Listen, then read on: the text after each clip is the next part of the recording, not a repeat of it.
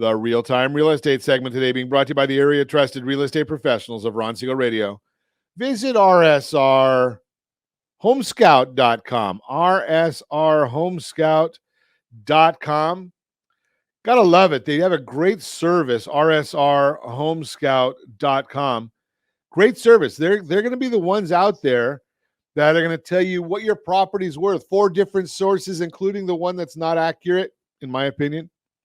But they put it on there just because we know you're going there anyway. So we figured we'd make it a little easier for you. rsrhomescout.com. You can also search for properties that are on the MLS. Do a search there, and you can find out a lot about properties that are available all over the country. Actually, about 97% of the country is covered. What you need to budget for when buying a home. When it comes to buying a home, it can feel a bit intimidating to know how much you need to save and where to find that information. But you should know you're not expected to have all the answers yourself.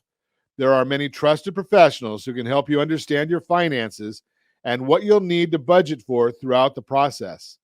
To get you started, here are a few things experts say you should plan for along the way. Number 1, down payment. As you set your savings goals for your purchase, your down payment is likely already top of mind, and like many other people, you may believe you need to set aside 20% of the home's purchase price for that down payment. But that's not always the case. The National Association of Realtors, NAR, says, quote, one of the biggest misconceptions among housing consumers is what the typical down payment is and what amount is needed to enter home ownership.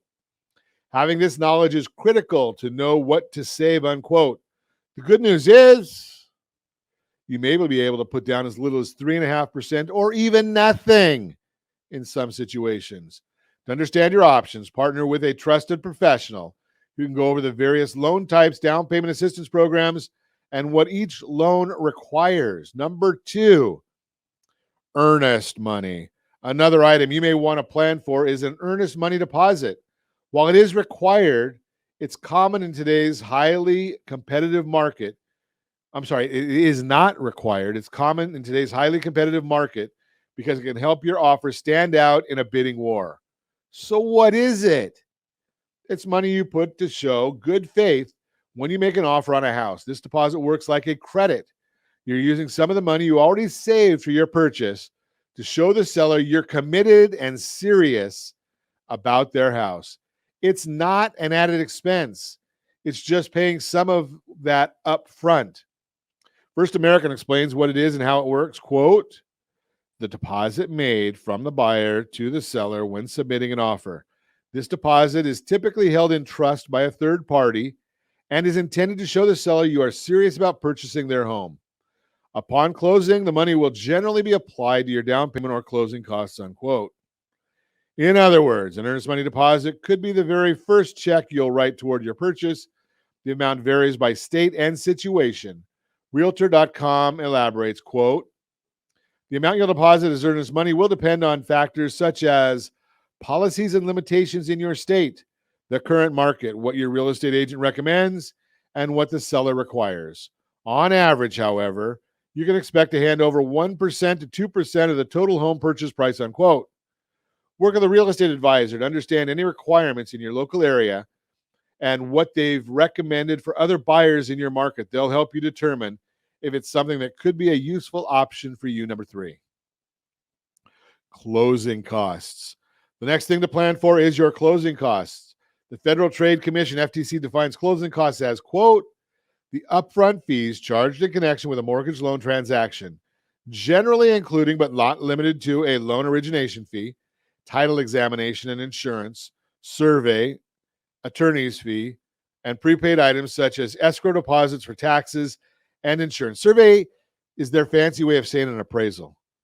Basically, your closing costs cover the fees for various people and services involved in your transaction. NAR has this to say about how much to budget for. At quote, a home costs more than just the sale price. For example, closing costs, which make up 2% to 5% of the home's purchase price, are a major added expense. Lenders provide a closing disclosure at least 3 business days prior to closing on a mortgage. But buyers will need to budget for these added costs ahead of time to avoid sticker shock before closing. That's unquote. The takeaway is savvy buyers plan ahead for these expenses so they can come into the process prepared. Freddie Mac sums it up like this quote: if you're in the market to buy a home, your down payment is probably top of mind, and rightly so. It's likely the biggest cost of buying.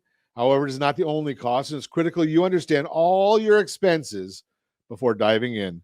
The more prepared you are for your down payment, closing, and other costs, the smoother your home buying journey will be, unquote. Bottom line, knowing what to budget for in the home buying process is essential. To make sure you understand these and any other expenses that may come up, let's chat. Give us a call. Set up a free consultation. Book rsr15.com. Book rs15.com. Book rs15.com. You can get right on the calendar and we can have a chat. That's the Real-Time Real Estate segment brought to you by the area trusted real estate professionals of Ron Siegel Radio. Visit rsrhomescout.com, rsrhomescout.com.